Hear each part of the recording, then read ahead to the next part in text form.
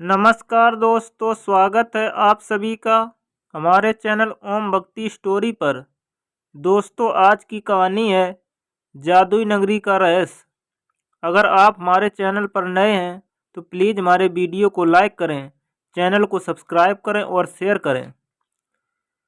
सोलमपुर के राजा सूर्य प्रताप बेहद ही प्रतापी और लोकप्रिय राजा थे। उनके राजपाट में किसी प्रकार की कोई कमी नहीं थी। प्रजा सुखी से अपना जीवन यापन कर रही थी। सूर्य प्रताप का एक पुत्र तेज प्रताप था, जो विवाह योग्य हो गया था, किंतु वह बाल हट के कारण विवाह नहीं करना चाहता था। विवाह के लिए जब भी पिता या कोई कहता तो उसके सामने तेज प्रताप अपनी शर्त रख दिया करता। वह शर्त थी, जो भी कन्या उससे विवाह करेगी उसे सुबह शाम एक एक लात मारेगा। इस शर्त पर कोई भी कन्या विवाह करने को राजी नहीं होती। कोई बिरला ही होगी जो इस प्रकार की शर्त को स्वीकार करेगी। राजा इस चिंता में प्रतिदिन परेशान रहते थे। तेज प्रताप राजा का इकलौता बेटा था।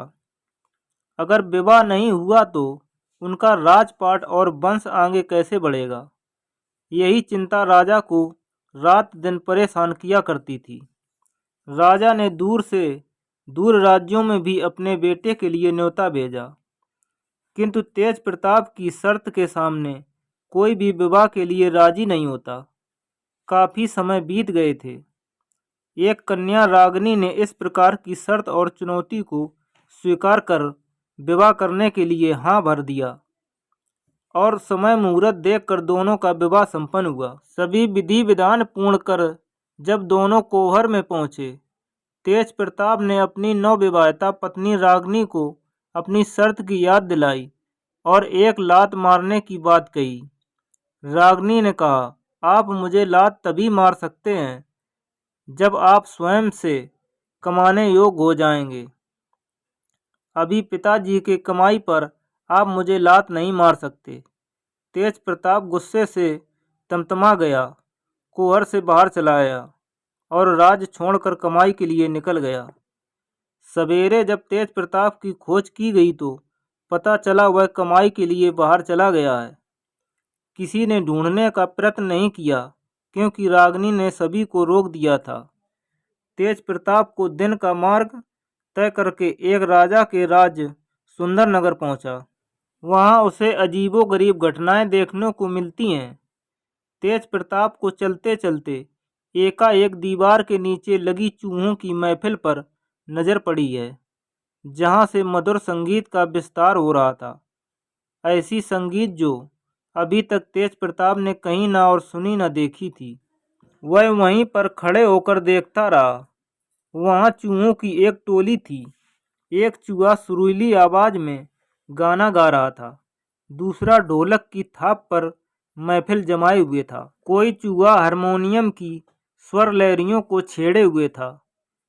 यही नहीं, अन्य विभिन्न प्रकार के वाद्य यंत्र बड़े ही सुगम संगीत का संचार कर रही थी। ऐसा देखकर तेज प्रताप को यकीन नहीं हो रहा था कि यह चूहे ऐसा कार्य कर सकते हैं। तेज प्रताप उस संगीत को भुला नहीं पा रहा था। बैठे बैठे काफी देर हो गई थी। वह संगीत उसके कानों में हटने का नाम ही नहीं ले रहे थे। तभी एकाएक उसकी एकाग्रता भंग हुई। सामने महफिल समाप्त हो चुकी थी। वह उठा और कुछ दूर आगे चला। वहां नगर में एक नदी थी, जिसे पार करके आगे का रास्ता पूरा करना था। तेज प्रताप उस नदी को पार करने की तरकीब सोच ही रहा था कि उसके पास एक सियार नाव लेकर प्रस्तुत हो गया। कहिए मालिक, क्या आपको नदी पार करनी है? तेज प्रताप की आंखें फटी की फटी रह जाती हैं। यह क्या सियार नाव चला रहा है और वह आदमी को बैठाकर उसे पार करेगा? वह सोच में पड़ गया। सियार ने पुनः आवाज लगाई, मालिक, क्या आपको नदी पार करनी है? हाँ हाँ हाँ, मुझे नदी पार करनी है। आइए नाव में बैठिए। तेज प्रताप सधे हुए कदमों से नाव पर सवार हो गया और कुछ ही देर में वह नदी के पार उतर गया। तेज प्रताप ने इससे पहले अजीबोगरीब इस प्रकार की घटनाएं कभी नहीं देखी थीं। वह कुछ सोच समझ भी नहीं पा रहा था कि सामने एक तालाब नजर आता है। उस तालाब पर एक हंस और हंसनी का जोड़ा कपड़ों को धो रहे थे। कपड़ा धोने के बाद आसमान की ओर उछाल देता था। वह कपड़ा वापस जब जमीन पर आता तो सूख कर अपने आप तय लगा हुआ होता था। तेज प्रताप को अपनी आंखों पर यकीन नहीं हो रहा था। क्या इस प्रकार आसमान में कपड़ा उछालने पर सूख कर और तय लग कर आ सकता है? खैर, अब उसे धीरे धीरे आभास हो रहा था कि यह कोई जादुई नगरी है। यहाँ अजीबोगरीब घटनाएं सामान्य हो सकती हैं। थकान के कारण वहीं पेड़ के नीचे बैठ गया और हंस हंसनी के चमत्कार को अपनी आंखों से देख रहा था। हंस हंसनी अपना काम समाप्त कर वहां से उड़ गए। तेज प्रताप वहीं पेड़ की छांव में बैठा रहा। धूप कम होने पर वह आगे की ओर प्रस्थान करता है। तेज प्रताप अब राज्य के मुख्य बाजार में पहुंच गया था। शाम हो चली थी। बाजार में रौनक होने लगी थी। चारों ओर एक से बढ़कर एक सामान बिक रहे थे। कहीं खिलौने तो कहीं पकवान, कहीं सुंदर और रेशमी वस्त्र। पास ही एक बुढ़िया बैठी थी।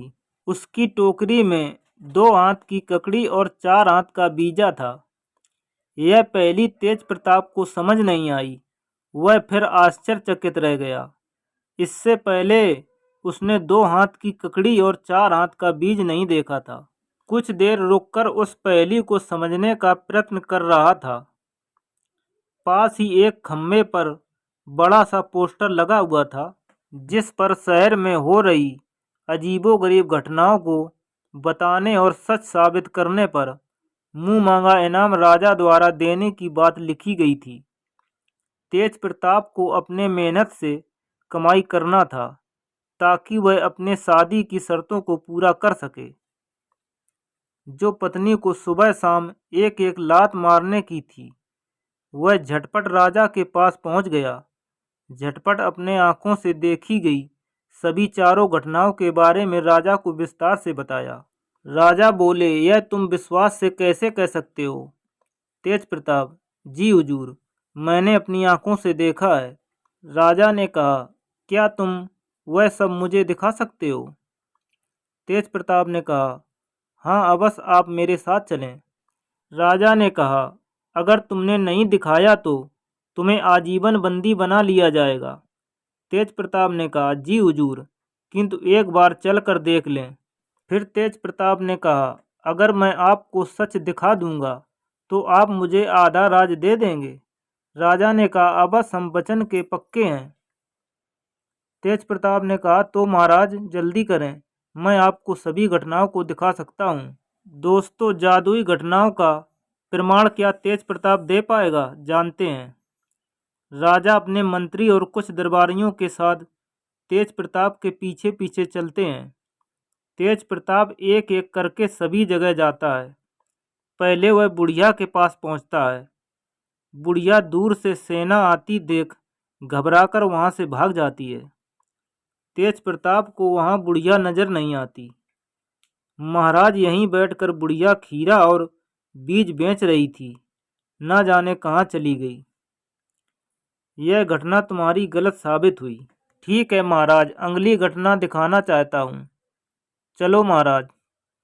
वह सभी को लेकर उस तालाब के पास पहुंचा, जहां हंस हंसनी कपड़े धो रहे थे। हंस हंसनी इतने दूर से राजा और उसकी सेना को आते देख अपनी गठरी बांधी और आसमान में उड़ गए। तेज प्रताप राजा को लेकर जब तालाब पर पहुंचा तो वहां कोई नहीं था। राजा ने कहा, यह घटना भी झूठी साबित हुई। तेज प्रताप सभी को लेकर उस नदी के पास पहुंचा, जहां सियार नाव चला रहा था। सियार इतनी बड़ी सेना आती देख घबरा गया। सोचने लगा, मैं अकेला जीव इतनी बड़ी सेना को कैसे पार करा सकूंगा? विचार कर वह नाव छोड़कर भाग खड़ा हुआ। तेज प्रताप की यह भी राजा के सामने झूठ साबित हुई। तेज प्रताप, तुम्हारी यह सभी घटनाएं गलत साबित हो रही हैं। तुम्हें हमारे साथ मजाक नहीं करना चाहिए था। नहीं महाराज, मैं मजाक नहीं कर रहा हूँ।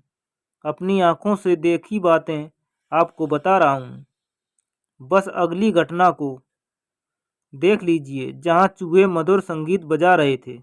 सभी एक एक करके नदी पार कर गए। तेज प्रताप उन सभी को लेकर उसी दीवार के नीचे पहुंचा जहां चूहों की मंडली जमा हुई थी और चूहे नाच गाना कर रहे थे। किंतु चूहों ने भी दूर से ढेर सारे लोगों को आता देख अपना सारा सामान लेकर बिल में छुप गए। तेज प्रताप चारों घटनाओं को साबित नहीं कर पाया, अतः उसे बिना देरी के बंदी बना लिया गया। वह अपनी बातों पर डटा रहा, किंतु राजा ने एक बात नहीं सुनी और कठोर सजा देने का ऐलान कर दिया। काफी दिन बीत गए थे। इधर तेज प्रताप की नवविवाहिता पत्नी रागिनी चिंतित होने लगी थी। अगर वह कमाई के लिए गया था और कमाने लगता तो लात मारने की लालसा में तुरंत लौट कर आता, किंतु लगता है उनके साथ कोई अप्रिय घटना हो गई है। अब तेज प्रताप की खोज करनी चाहिए। अब वह तेज प्रताप की खोज में निकल गई। ढेरों राज्य में तलाश किया, किंतु तेज प्रताप का कोई सुराग नहीं हाथ लग रहा था। रागिनी ढूंढते ढूंढते उसी राज्य में पहुंच गई जहां तेज प्रताप को कैद किया गया था।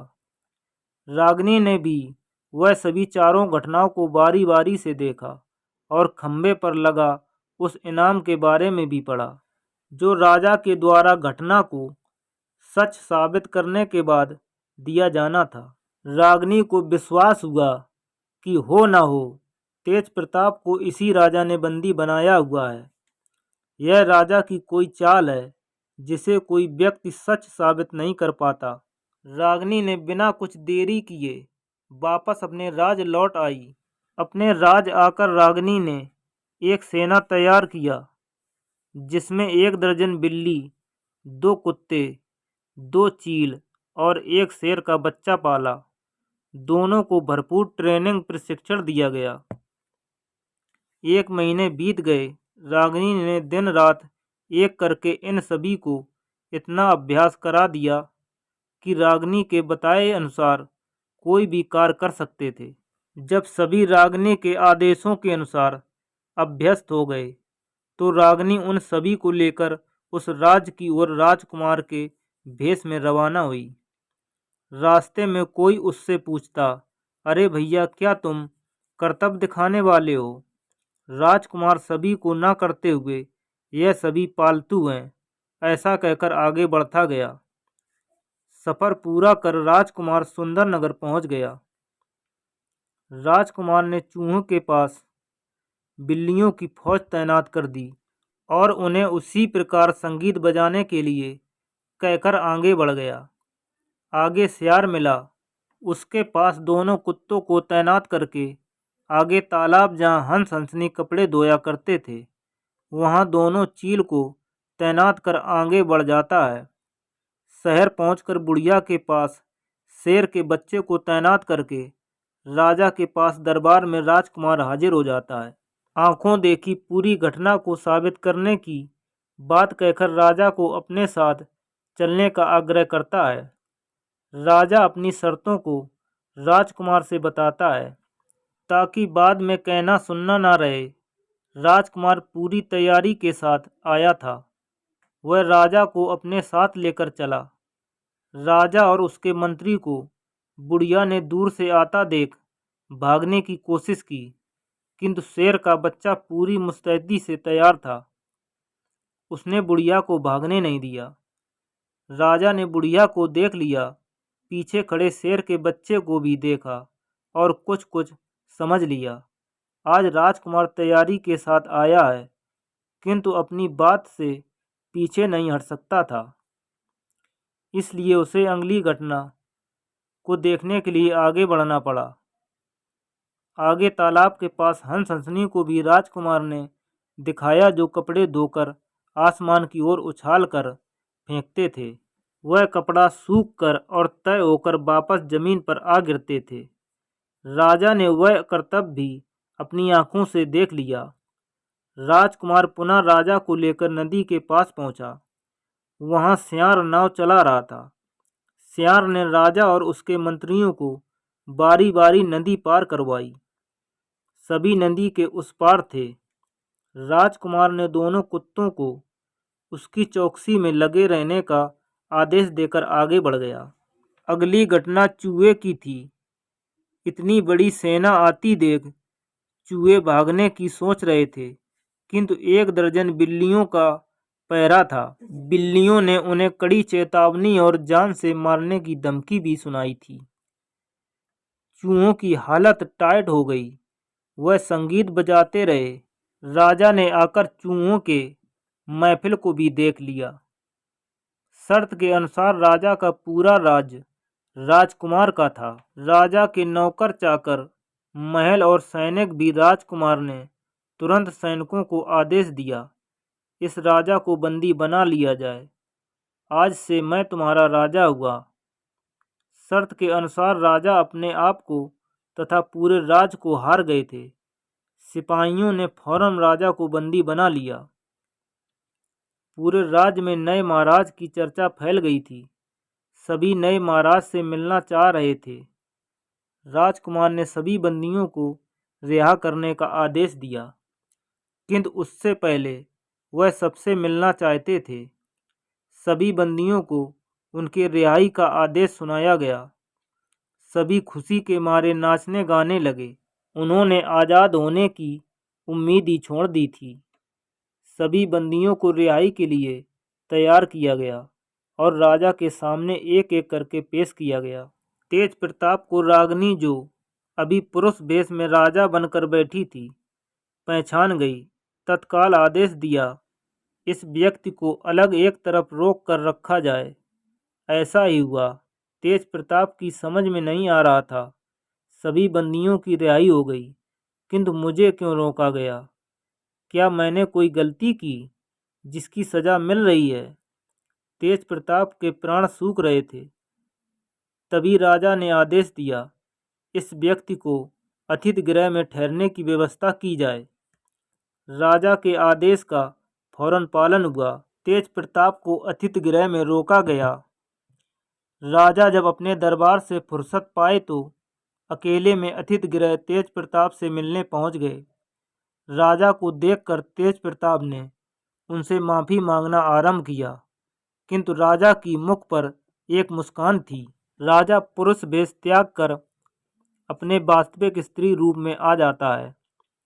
तेज प्रताप इस स्त्री रूप को जानता था, क्योंकि वह उसकी पत्नी रागनी थी। तेज प्रताप के आंखों में पश्चाताप का भाव था। वह अपनी पत्नी को लात मारने की शर्त पर ब्याह कर लाया था। आज उसके जीवन की रक्षा उसकी पत्नी के द्वारा संभव हो सकी। तेज प्रताप गिलानी के भाव में अपनी पत्नी के चरणों में ज्यों ही गिरकर चरण पकड़ना चाहा, रागनी पीछे हट गई और कहा, आप मुझे पाप का भागीदार न बनाएं। यह तो मेरा पत्नी धर्म था। आपकी रक्षा करना मेरा अधिकार ही नहीं, धर्म बन जाता है। और आपके ऊपर कोई विपदा आए तो मैं कैसे बर्दाश्त कर सकती थी। रागनी ने पुनः अपना पुरुष रूप धारण कर राज्य में यह ऐलान करवा दिया कि वह स्वेच्छा से अपना राजपाट तेज प्रताप को सौंपकर अपने राज लौट जाएगा। ऐसा ही हुआ। अगले दिन पूरे विधि विधान से राजकीय सम्मान के साथ तेज प्रताप का राज्याभिषेक हुआ। राजा को सुंदरनगर का राजपाट सौंपा गया। इधर राजकुमार नाटकीय ढंग से उस राज्य से गायब हो गया। तो दोस्तों, अगर आपको हमारी कहानी जादुई नगरी का रहस्य अगर आपको अच्छी लगी हो तो प्लीज़ हमारे वीडियो को लाइक करें, चैनल को सब्सक्राइब करें और शेयर करें। धन्यवाद।